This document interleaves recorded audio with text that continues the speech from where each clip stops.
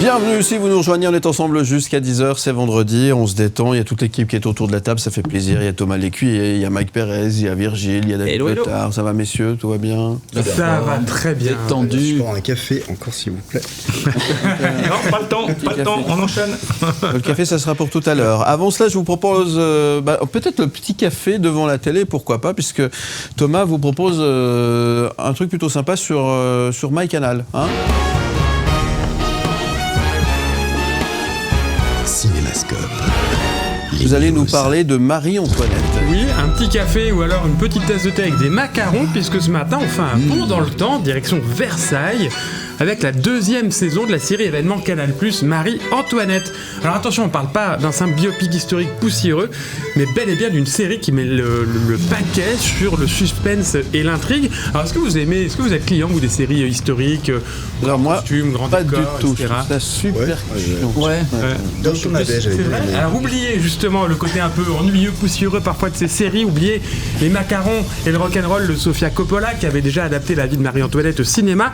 Ici on est vraiment plongé au cœur des coulisses du pouvoir avec une ambition de reconstitution historique assumée. Il y avait une première saison qui avait été concentrée sur l'adolescence de Marie-Antoinette, et cette nouvelle saison nous transporte dans le Paris des Lumières. On est à l'aube de la Révolution française. La reine est interprétée avec brio par Emilia Choulet, et elle est au sommet de sa gloire mais aussi au plus profond de sa solitude. Bref, elle s'ennuie ferme à Versailles, et puis elle doit faire face à une manipulatrice hors pair, Jeanne de Valois, qui a un plan machiavélique: orchestrer le vol de diamants du siècle pour un scandale qui va précipiter la chute de la monarchie. Alors, c'est une série anglaise, donc il y a déjà des voix qui s'élèvent en France parce que il y a des petites approximations historiques. C'est clair, c'est pas Stéphane Bern qui fait la série, mais vu qu'il y a personne pour vérifier ce qui s'est passé réellement, on prend beaucoup de plaisir à voir cette série qui nous plonge au cœur des arcanes du pouvoir de la monarchie, de la chute de la monarchie française. On est vraiment à l'aube de la Révolution. Les décors sont incroyables.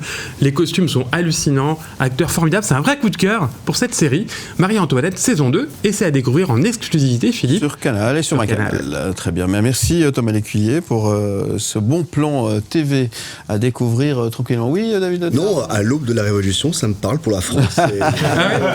Vous voyez qu'il y a un petit truc d'actualité en plus. Mais qui est Marie-Antoinette alors? C'est Brigitte Macron? Allez savoir, on va pas débattre de ça ce matin, on n'a pas le temps. Si vous voulez, c'est l'heure du collector là quand même. Aime le média. Collector.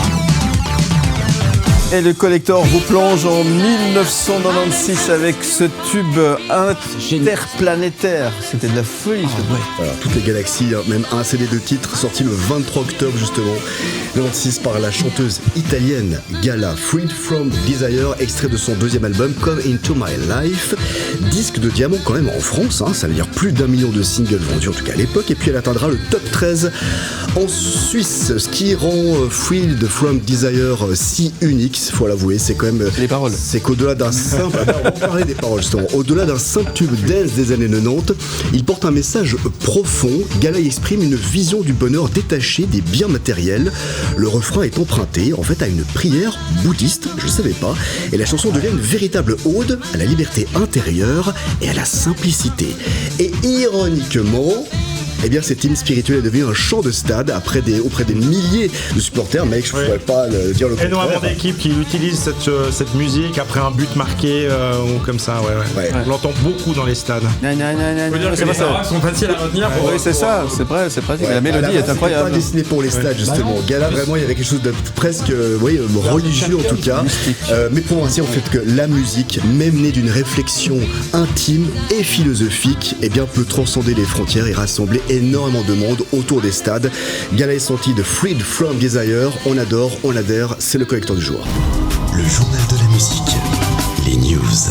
David Letard qui nous parle de Aya Nakamura. Oui, ça va vous plaire, mon cher Philippe. Vous êtes assez fan de cette chanteuse, me semble-t-il. Ah oui, ça va, moi j'aime bien Aya Nakamura. Le son de Aya Nakamura qui est un nouveau sommet Aya Nakamura. en franchissant J'arrive jamais à le dire. milliards de vues sur... Je peux sortir si vous désirez. On se calme. Nous sommes tout oui, monsieur Letard. Atteint un nouveau sommet en franchissant le milliard de vues sur YouTube avec son tube. Le milliard déjà en 2018. Donc, j'ai un caractère assez trempé. Un exploit qui marque.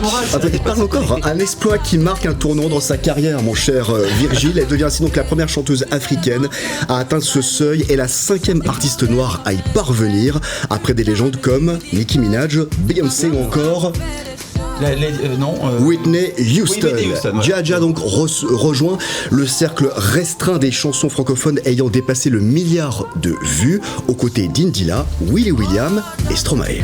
Ouais, c'est incroyable quand même. Bravo à elle. Bravo à elle. Des miracles. Quand on pense tout le cirque qu'il y avait autour de sa présence au JO. La cérémonie d'ouverture, et de son duo, si on peut appeler ça comme ça, avec la garde républicaine. Ouais, c'est effectivement. Moi, je trouvais ça super, ce duo. Voilà. C'était Allez, Je pense que la garde républicaine, ils sont vachement bien amusés. Voilà, on parle de la suite dans le journal de la musique, s'il vous plaît. Je vois bien vous dites la suite parce qu'on va parler de Fucking Fred, le vrai faux documentaire avec Orelsan et Jonathan Cohen. Vous voulez voir Fucking Fred en concert, et bien vous pourrez le voir, le déjanté et génial Jonathan Cohen dans le nouveau documentaire de Clément Cotentin, c'est le frère d'Orelsan, qui débarque cette semaine. Ce sera donc un vrai faux doc dans une veine évidemment parodique, c'est-à-dire un documentaire, voilà comme il le désigne en tout cas, un film visiblement tourné à l'arrache, sans but précis au départ et qui a bénéficié d'ajouts à posteriori pour tenter de scénariser, dramatiser et faire tenir debout ce qui était au départ qu'un gros délire de Jonathan Cohen avec Orelsan. Finalement ça en finit par un gros concert, et je crois même qu'ils sont passés par Estival à un moment donné. Oui, absolument. Était là. Voilà, donc il y aura tout ça dans ce documentaire Fucking Fred comme un léopard avec Orelsan et Jonathan Cohen. C'est à voir cette semaine sur Prime. Où tu veux, comme